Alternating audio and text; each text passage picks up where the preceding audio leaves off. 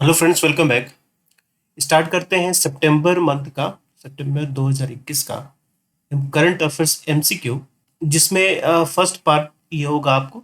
इसमें हम कुछ एमसीक्यूज के बारे में देखेंगे, दो पार्ट इसमें भी आएंगे। तो चलिए स्टार्ट करते हैं, देर नहीं करते हैं। पहले क्वेश्चन देखते हैं हम यहाँ पर। लैथम्स स्पाइन्स के बारे में है। ये एक स्पीसीज है, बर्ड स्पीसीज, जैसा कि आप फिगर में देख पा रहे हैं। ओके, ये आपको इसको जापानीज स्पाइन के नाम से भी जाना जाता है। और ये जापान और इसके अलावा जो ईस्ट एशियन कंट्रीज है यहाँ पर भी मिलती है। साथ ही साथ आप देखेंगे कि लाथम स्पाइन का जो लार्जेस्ट स्नाइप है, ये इसका लार्जेस्ट पॉपुलेशन आपको ऑस्ट्रेलिया में देखने को मिलेगा। और ऑस्ट्रेलिया के जो स्पाइन्स होते हैं मेनली वो ब्राउन कलर के होते हैं। तो जापान के अलावा Australia and south east Asian countries में ये मिलते हैं। इनकी जो यूएसपी है, यानी कि जो इनकी एक बेस्ट प्रॉपर्टी है, तो इनका एंडोरेंस है। साथ ही साथ undertaking a non stop over ocean flight between its breeding and non breeding grounds. तो एक जगह से दूसरे जगह जाने के लिए ओवर ओशियंस, ये लॉन्ग डिस्टेंस ये ट्रैवल करते हैं। ओके, तो आपको ऑस्ट्रेलिया एंड ऑस्ट्रेलिया के भी साउथ ईस्ट में जो ओशियनिक कंट्रीज हैं, लाइक आइलैंड्स है, तस्मानिया और वगैरह, तो वहां पर भी इनका आपको पैसेज देखने को मिलेगा। ये जो फ्रेश वाटर्स वेटलैंड्स होती हैं वहां पर मिलती है। साथ ही साथ कोस्ट के भी नियर ये आपको मिलती है, जो कि डेंस फॉरेस्ट कवर में भी इनको पाया जाता है। अगर हम इनके आयुषियन स्टेटस की बात करें तो ये लीस्ट कंसर्न वाली कैटेगरीज में ही आती है। तो चलिए ऑप्शंस देखते हैं। They breed in Japan and on the East Asian mainlands, ये सही है। They are seen in small groups in fresh water and fresh water wetlands. International IUCN यानी कि आईयूसीएन के अकॉर्डिंग ये आपको threatened species classified as the least concern. तो ये तीनों ऑप्शंस आपको यहाँ पे सही नजर आएगा। तो जो डी होगा ऑप्शन, ये सही हो जाएगा। नेक्स्ट देखते हैं अबाउट यूएन रेजोल्यूशन 2593। तो अफगानिस्तान का जब आप क्राइसिस देख रहे थे, अफगानिस्तान में तालिबान ने सब कुछ कैप्चर कर लिया, तो यूएन में ये रेजोल्यूशन पास किया गया था 2593 के नाम से, या इसका नंबर है। तो ये Afghanistan land not to be used for terrorist activities के लिए था। इंश्योर करना था कि दूसरे कंट्रीज के लिए या उसके अगेंस्ट अफगानिस्तान का लैंड यूज ना हो, ओके, या फिर टेररिस्ट एक्टिविटीज के लिए यूज ना हो पाए, इस चीज के लिए पास किया गया था। नेक्स्ट क्वेश्चन है अबाउट वेस्ट नाइल वायरस। तो ये बेसिकली आपको, जैसे कि इंसेफेलाइटिस होता है, जापानीज इंसेफेलाइटिस, उसके जैसा ही इसके भी सिम्टम्स होते हैं, या और उसी फैमिली से ये बिलोंग करते हैं। ओके, और जो कि फ्लेविवायराडाई नाम से ये आपको जाना जाता है। ये बेसिकली आप देखेंगे पहली बार वीमेन में ये पाया गया था, first isolated in women in West Nile district of Uganda in 1937। और बर्ड्स में बाद में आइडेंटिफाई किया गया इसको 1953 नाइल डेल्टा रीजन्स में ही। तो नाइल डेल्टा वाले वैली और रीजन में पाए जाने की वजह से इसको हम वेस्ट नाइल वायरस के नाम से भी जानते हैं। जो बर्ड्स होती हैं वो इसके नेचुरल होस्ट होती हैं। ओके, और जनरली ये जो इन्फेक्टेड मॉस्किटोस होती हैं उनके काटने की वजह से ही आपको ये वायरस प्रोपागेट होता है। तो अगर किसी को ये मॉस्किटोस बाइट करते हैं तो इनको हो सकता है। तो मॉस्किटो से कहाँ, मॉस्किटो को ये कहाँ से मिलता है वायरस? अगर ये मॉस्किटो किसी इन्फेक्टेड बर्ड्स से पर ये अगर वहाँ पर फीड करते हैं तो वहाँ से वायरस इनके पास आ जाता है, तो फिर ये ह्यूमन में पहुँचता है। ठीक है, बट WHO के अकॉर्डिंग अभी तक ह्यूमन टू ह्यूमन ट्रांसमिशन अभी इसका नहीं देखा गया है। ओके, ह्यूमन को होता है बर्ड से, एनिमल से, but human to human transmission अभी इसका देखा नहीं गया है। तो commonly found in Africa, Europe and Middle East and also North America and West Asian countries. Birds are natural host of the virus, सही है। Human to human transmission of through casual contact has not be documented, ये भी सही। It is only found in Africa and Europe, नहीं है। Middle East, North America and waste Asia में भी पाया जाता है, थर्ड गलत होगा। बी जो होगा ये आपका सही हो जाएगा। नेक्स्ट क्वेश्चन देखते हैं अबाउट स्क्रब टाइफस। ठीक है, तो आप देखेंगे कि वेस्टर्न उत्तर प्रदेश में मथुरा में यहाँ पर एक मिस्टीरियस फीवर पाया गया, जिसके बारे में जानकारी नहीं हो पा रही थी एक्चुअली किस वजह से है। तो उसको आइडेंटिफाई किया गया कि जनरली वो क्या है, स्क्रब टाइफस है, जो इस तरीके का आपको ये जो दिखाई दे रहा है ना, इसकी वजह से ये आपको ये फीवर देखने को मिला है। ओके, तो ये जैसे जुएं होती है ना, ये उसी टाइप का या उसी के आकार का ये होता है, जिसके काटने की वजह से, बाइट करने की वजह से होता है। तो इसको हम चिगर्स कहते हैं, या फिर लार्वल माइट्स भी इसको कहा जाता है, इसके काटने की वजह से होता है ये। तो इंडिया में और इसके अलावा Indonesia, China, Japan, northern Australia में भी आपको ये देखने को मिलता है।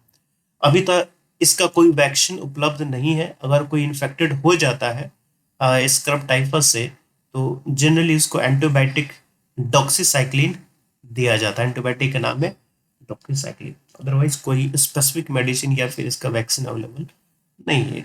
It is disease cause by virus. Virus तो ये बिल्कुल नहीं है, ये बेसिकली इसके काटने की वजह से होता है, चिगर्स की वजह से। तो ये ऑप्शन आपका गलत हो जाएगा। It's cases are reported only in China and Japan. ऐसा नहीं, इंडिया में मिला हुआ है, मथुरा में।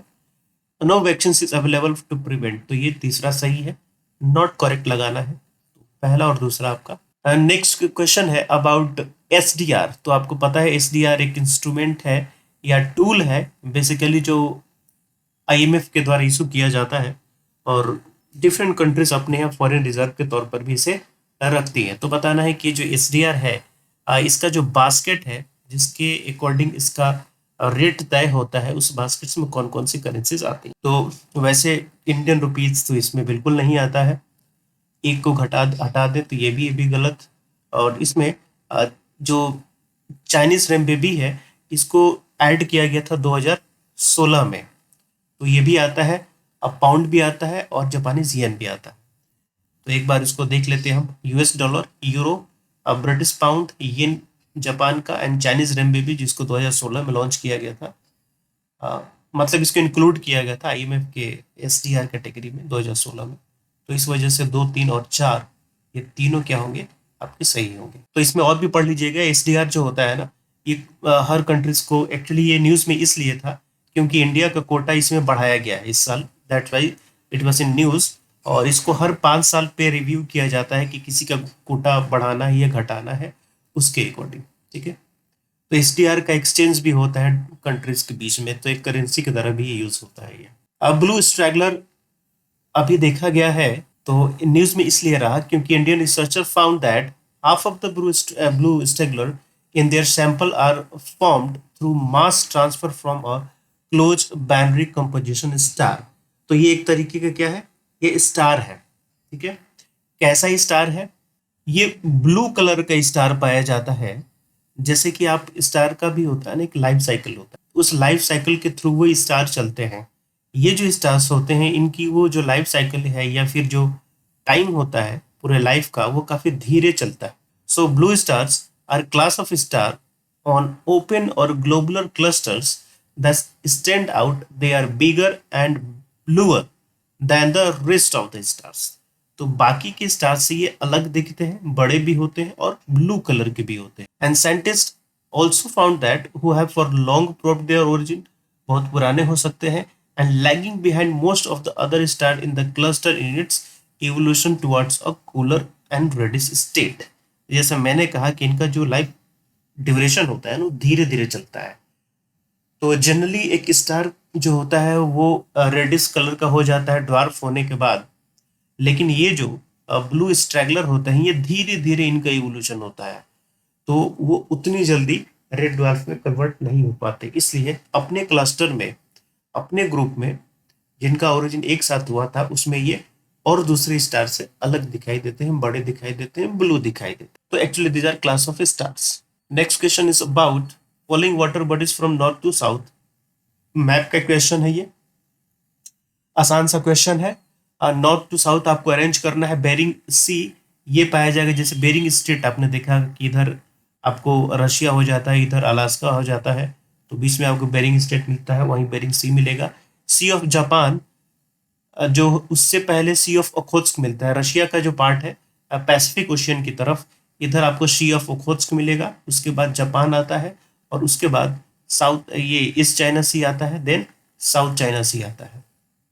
पैसिफिक ओशियन में एशिया के साइड में आप देखिएगा, तो ये आपको नॉर्थ टू साउथ इस तरीके से मिलेंगे।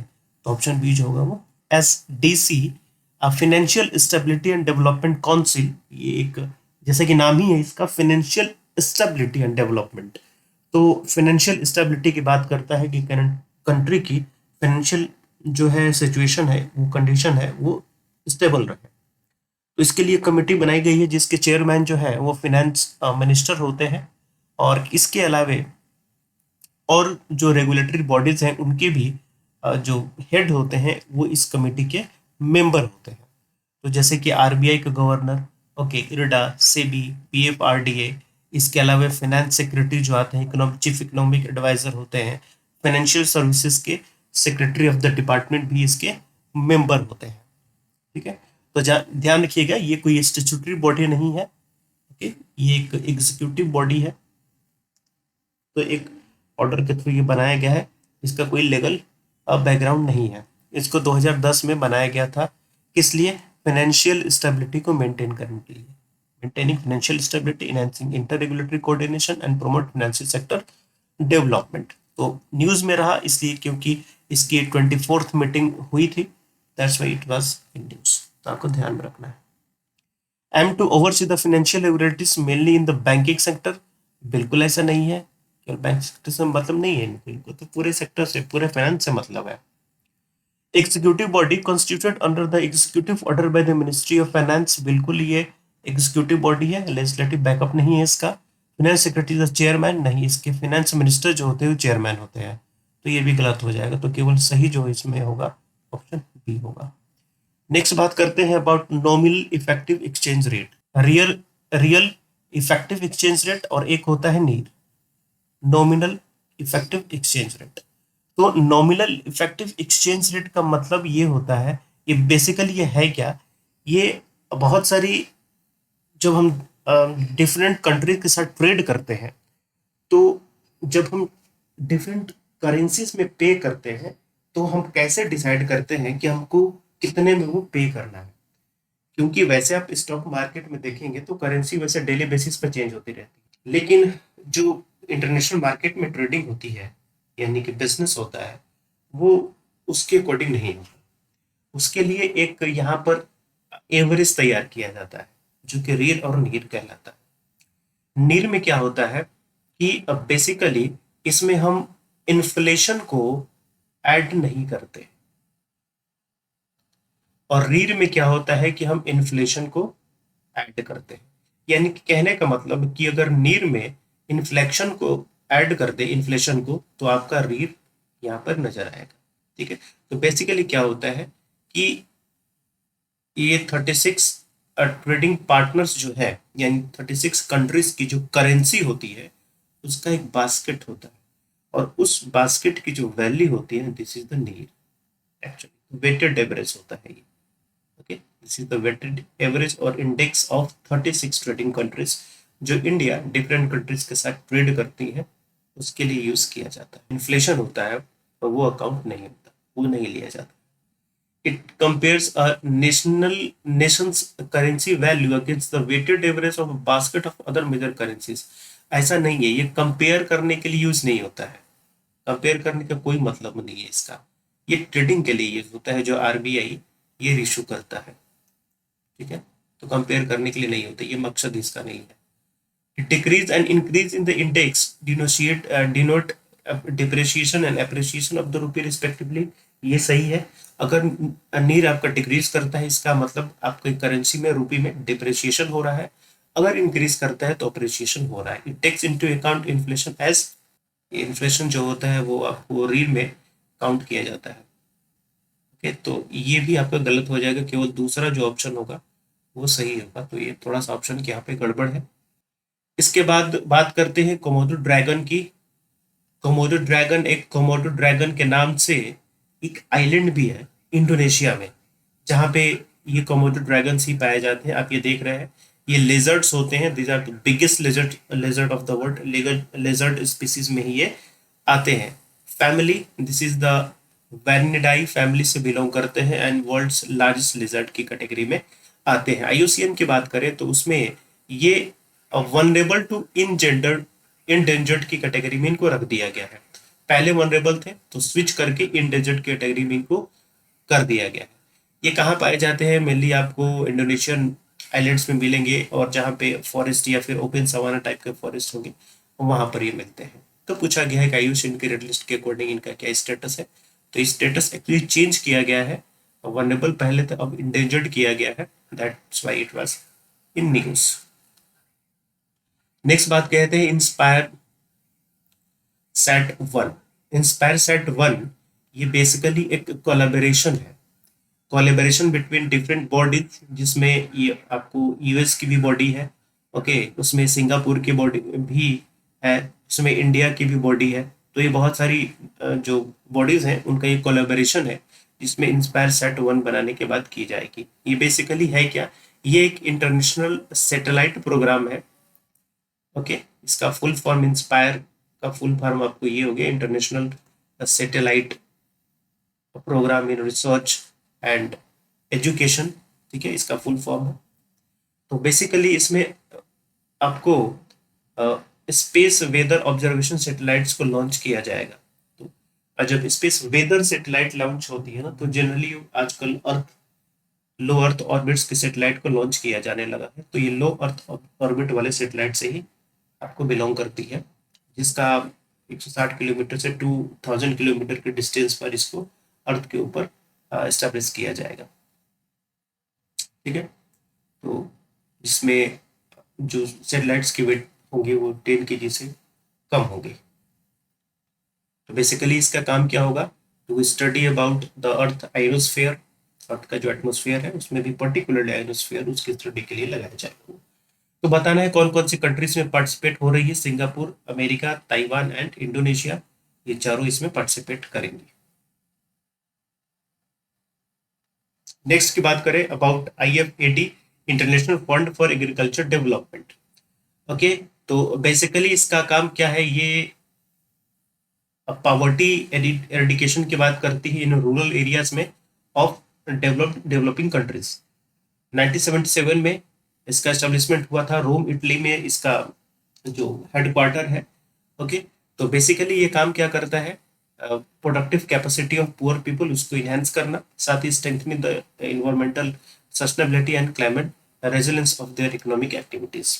इसमें फिलहाल 177 मेंबर्स है, ओके।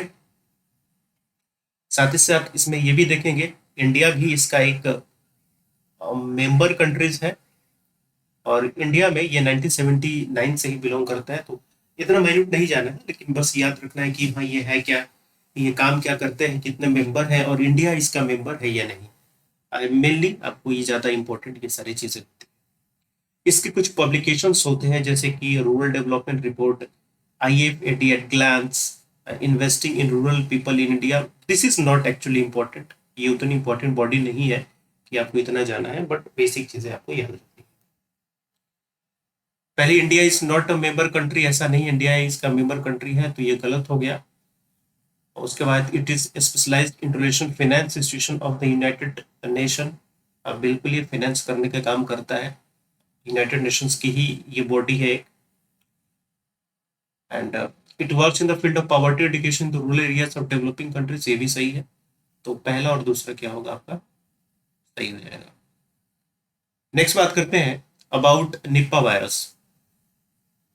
हो, तो निप्पा वायरस, इसके कुछ एविडेंसेस आपको केरला में भी मिले हुए हैं, तो इस वजह से ये न्यूज में रहता है। तो बेसिकली ये जूनोटिक वायरस है, यानी कि जो एनिमल से ह्यूमंस में फैलते हैं वो जूनोटिक कहलाते हैं।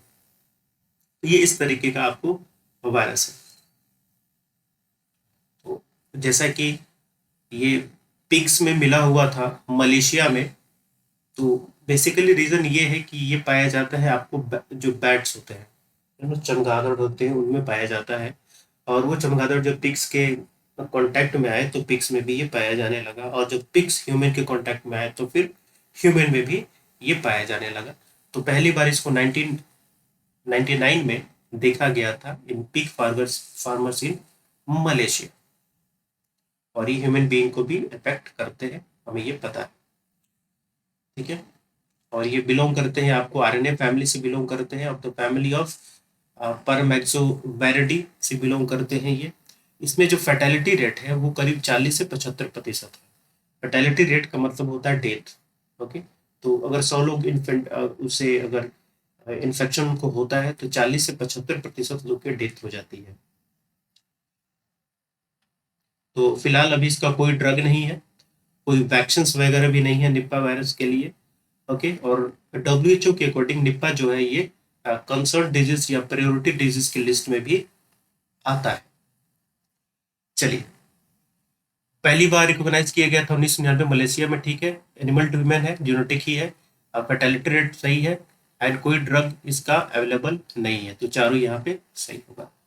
नेक्स्ट बात करते हैं गोल्डन क्रेसेंट। गोल्डन क्रेसेंट वाला ये एक एरिया है जो कि फेमस है ओपियम प्रोडक्शन के लिए।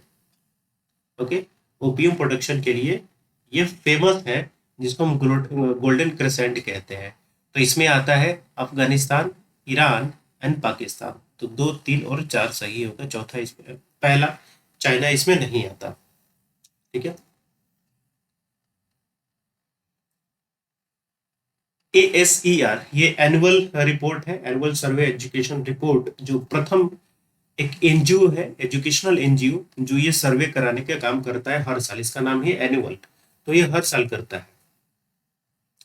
ओके, तो इसमें सभी स्कूल्स कवर किए जाते हैं, चाहे वो गवर्नमेंट स्कूल हो, प्राइवेट स्कूल हो, रिलीजियस स्कूल हो, चाहे वो रूरल एरियाज में स्कूल हो, चाहे वो शहरी एरिया में स्कूल हो, वो सब में ये इसको कवर किया, सारे स्कूल में ये कवर किया जाता है।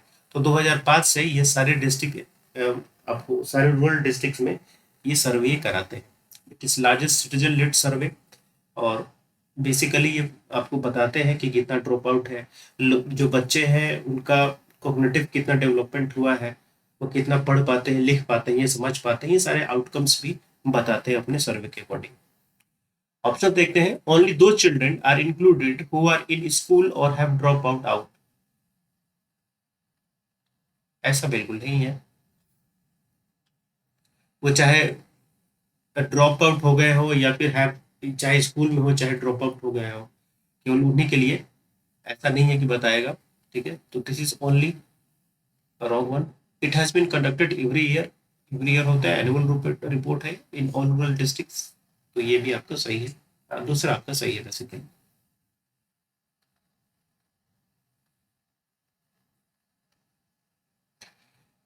नेक्स्ट बात करते हैं अकाउंट अग्रीगेटर।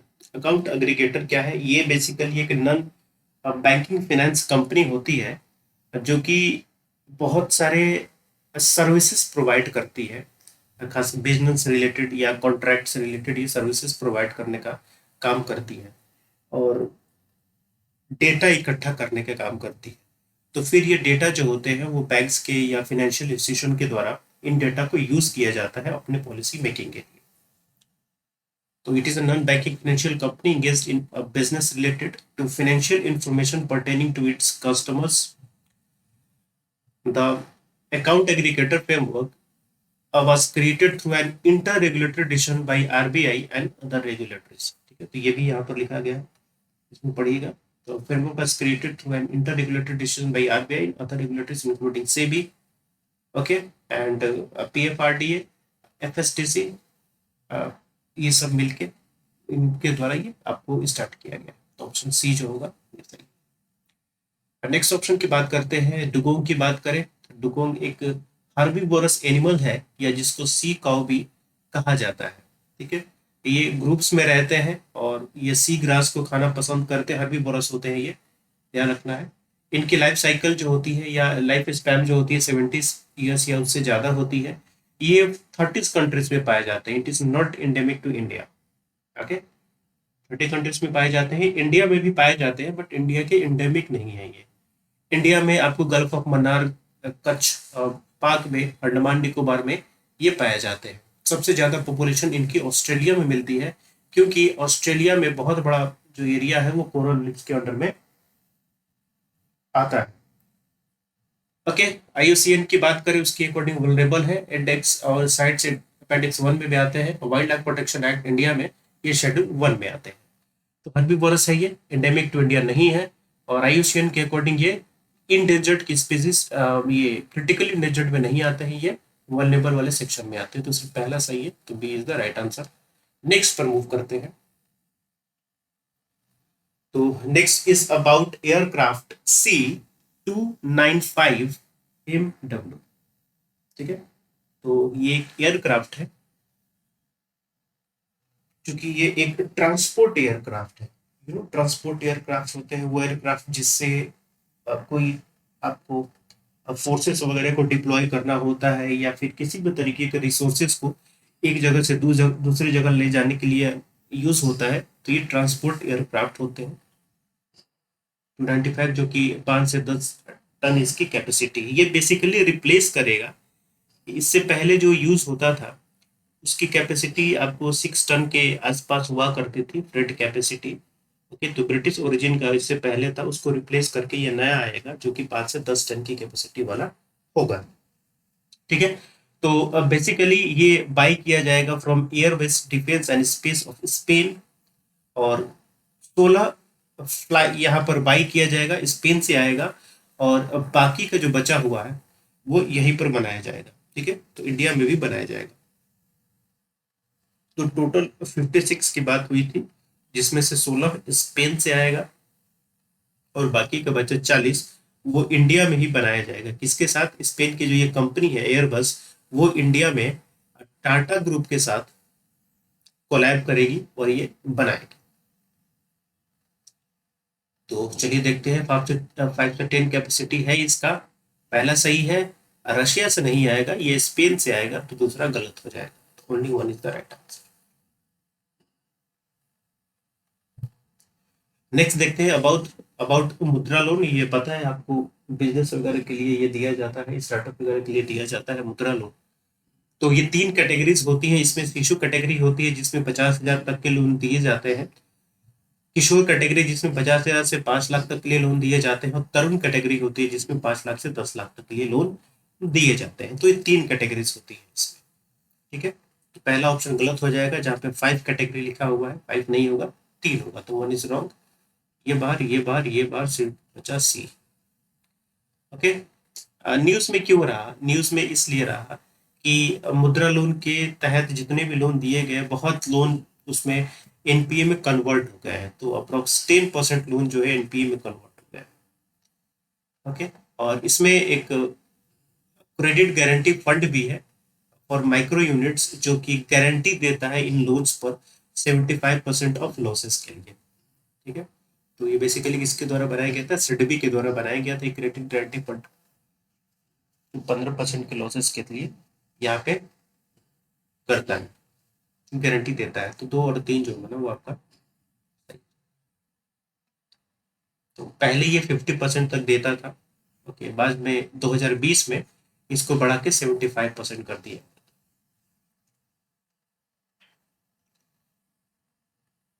लेकिन 75% का मतलब क्या हो गया? 15% का टोटल लोन का 15% ही मैक्सिमम कैप रहेगा। नेक्स्ट बात करते हैं Asola Bhati wild life century. ये बताना है आपको कहाँ पर है। तो Ashoka Bhati wild life century, it is in union territory, Delhi में है ये। साउदर्न रिज के पास, ये अरावली हिल्स के पास में ये आपको है, जो कि साउदर्न दिल्ली डिस्ट्रिक्ट में ये पड़ता है, अलॉन्ग विद दिल्ली, हरियाणा, फरीदाबाद, गुजरात वाला जो बॉर्डर आप कह सकते हैं ना, अरावली से लगने वाला, वहां पर ये मिलता है।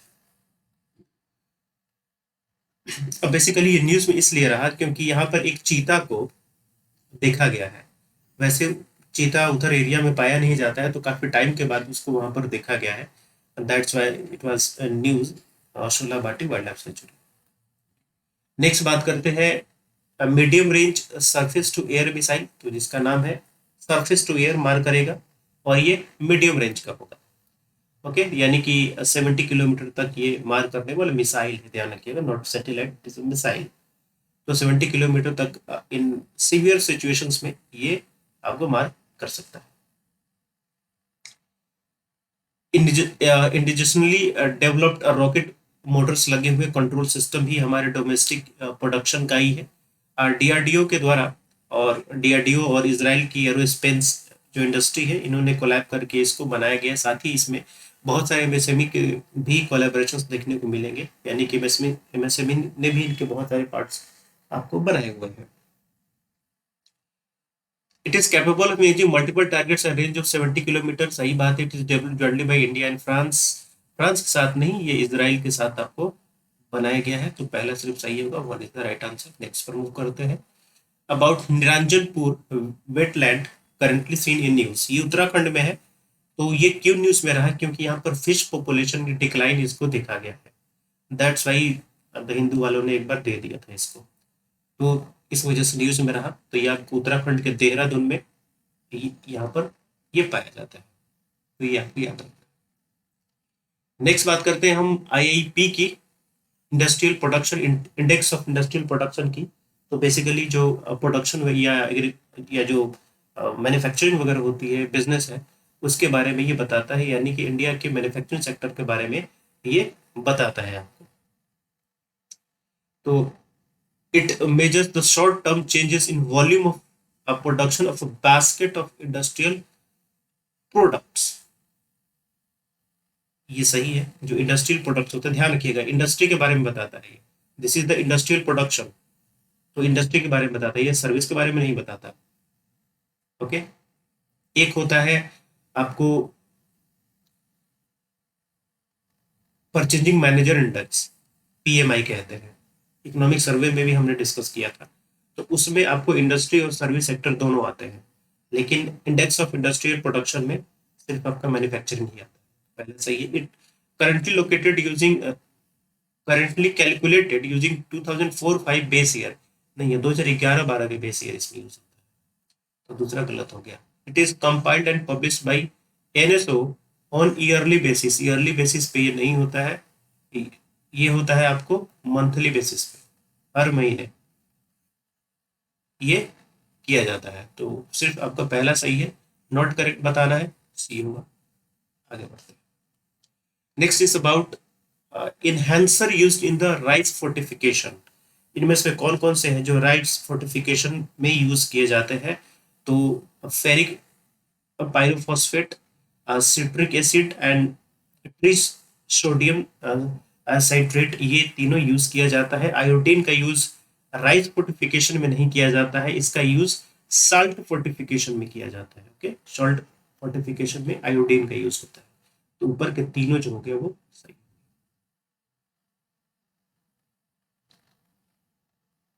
नेक्स्ट बात करते हैं एफस्पा की।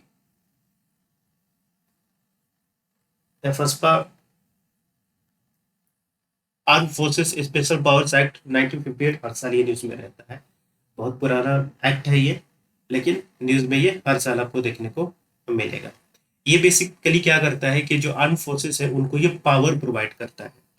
तो फिर वैसे जिन एरिया में ये फेस्पा एक्ट का यूज किया जाता है, वहां पे 5 या 5 से ज्यादा लोगों की गैदरिंग पे पाबंदी लगाई जा सकती है। तो अभी फिलहाल जो एरियाज की बात करें, entire Nagaland, some district of Arunachal Pradesh and most of the part of Manipur except Imphal, Imphal को छोड़ के यहाँ पर एफस्पा भी लगा हुआ है। तो बेसिकली क्यों लगाया जाता है? जहाँ पे थोड़ा सा आपको लॉ एंड ऑर्डर डिस्टर्ब होता हुआ नजर आ रहा है, ओके, ये आएगा या आ सकता है, वहां पर ये लगाया जा सकता है। तो डिस्टर्ब रिलीजियस डिस्टर्बेंस हो सकता है, रेशियल, लैंग्वेज, रीजनल ग्रुप्स या फिर कोई भी कास्ट एंड कम्युनिटीज में डिस्प्यूट होने की वजह से अगर लगता है कि वहां पर डिस्टर्बिलिटी आ सकती है, तो उसकी वजह से ये आपको लगाया जाता है। डिसीजन कौन लेता है या फर्स्ट पैक्ट को वहां पे लगाने का? सेंट्रल गवर्नमेंट भी ले सकती है, या फिर उस स्टेट के गवर्नर या फिर यूनियन टेरिटरी के एडमिनिस्ट्रेटर जो होते हैं वो डिक्लेयर करने का काम करते हैं। ठीक है। तो इसमें जो आर्मी होती है उनको काफी पावर मिल जाता है, वो प्रेमिसेस को सर्च एंड सीज कर सकते हैं बिना वारंट के। ओके, बिना वारंट के वो उसको अरेस्ट भी कर सकते हैं। यहाँ तक कि इनकी वजह से अगर किसी की डेथ हो जाती है तो भी वो किसी तरीके की लाइबिलिटीज उन पे नहीं होगी। ठीक है। तो प्रॉपर्टीज वगैरह को भी यहाँ पे सीज किया जा सकता है। And the prosecution is permitted only after the sanction of central government. अगर इनकी वजह से कुछ हो रहा है, कुछ ऐसा हो गया जो काफी गलत है, तो उनपे भी प्रोसिक्यूशन नहीं हो सकता जब तक कि सेंट्रल गवर्नमेंट ये ऑथराइज न करे। तो अगर उन पर किसी आर्म फोर्सेस के पर्सन पर चलाना हो केस, तो सेंट्रल गवर्नमेंट से परमिशन लेनी पड़ेगी उस केस में, अदरवाइज नहीं चलाया जा सकता। चलिए, तो ओनली द प्रेसिडेंट का डिक्लेयर, बिल्कुल नहीं, गवर्नर और एडमिनिस्ट्रेटर भी होते हैं वो कर सकते हैं, तो केवल प्रेसिडेंट नहीं करेगा। सर्च एंड प्रेमिसेस को कर सकते हैं, अरेस्ट भी कर सकते हैं विदाउट वारंट, तो बी जो होगा आपका सही हो जाएगा। Next about the textile sector of India. तो पहले चीज बात करते हैं कि इंडियन एक्सपोर्ट में टेक्सटाइल सेक्टर देखेंगे, ये ओवर द पास्ट 7 ईयर्स एकदम स्टैग्नेंट वाले मोड पे है। पिछले 7 सालों से एकदम स्टैग्नेंट मोड पे है। फिर भी अगर बात करें तो इंडिया 7th पोजीशन पर आता है टेक्सटाइल सेक्टर के एक्सपोर्ट में। और बेसिकली आप देखेंगे कि यहाँ पर एक स्कीम लॉन्च की गई थी भारत सरकार के द्वारा, इस वजह से ये न्यूज रहा। तो स्कीम में ये कहा गया था कि टेक्निकल फाइबर्स और जो मैन मेड फाइबर्स होते हैं वहां पे सरकार कुछ सब्सिडी वगैरह देने की बात कर रही थी। ओके, तो इसमें कोई जूट या कॉटन वगैरह इसमें शामिल नहीं था, ये स्कीम में सब्सिडी वाली स्कीम थी। ओके, देखते हैं option is textile sector has almost ignite over the past 7 year, ये सही है, प्रोडक्शन लिंक्ड सब्सिडी है ये, ठीक है। In textile sector will boost the export of cotton and jute, cotton and jute के लिए नहीं है ये, किसके लिए, टेक्सटाइल फाइबर्स के लिए है और मैन मेड फाइबर्स के लिए, तो दूसरा गलत हो जाए। और इसका क्रिटिसिज्म ये है कि limited target beneficiary manufacturer due to minimal investment threshold and select product line. कहने का मतलब ये है कि सिर्फ आप टेक्सटाइल सेक्टर में भी आप एक पर्टिकुलर को दे रहे हैं, पूरे टेक्सटाइल सेक्टर को नहीं दे रहे हैं, तो इस वजह से क्या होगा कि एक लिमिटेड पॉपुलेशन या लिमिटेड सेगमेंट है, सिर्फ उसी को फायदा होगा, तो ये क्रिटिसिज्म है। तो क्रिटिसिज्म भी अपनी बात में सही है। नेक्स्ट बात करते हैं about the FCRA, foreign contribution regulation act. तो बहुत सारे एनजीओ थे जिनको बैन कर दिया गया था इस एक्ट के तहत में, ठीक है। तो आरबीआई ने नोटिस दिया था 10 एनजीओ को, जिसको उन्होंने प्रियर रेफरेंस कैटेगरीज में रखा हुआ है FCR एक्ट 2010 के अंडर में।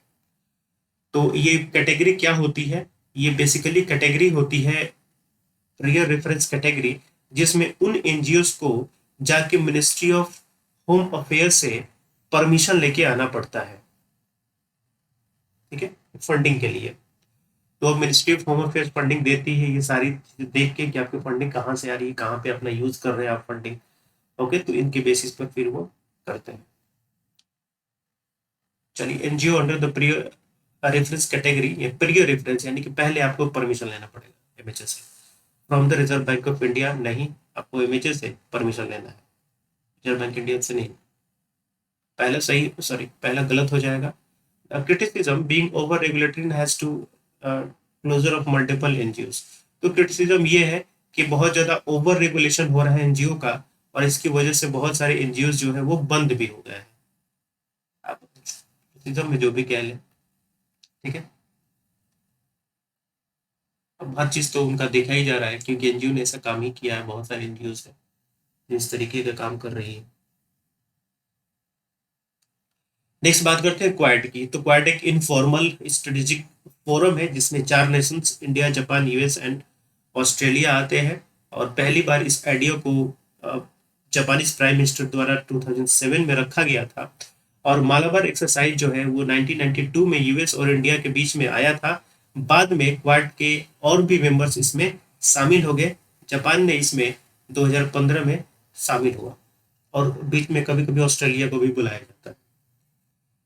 Now, the Quad is informal strategic forum between India, Japan, US and Australia.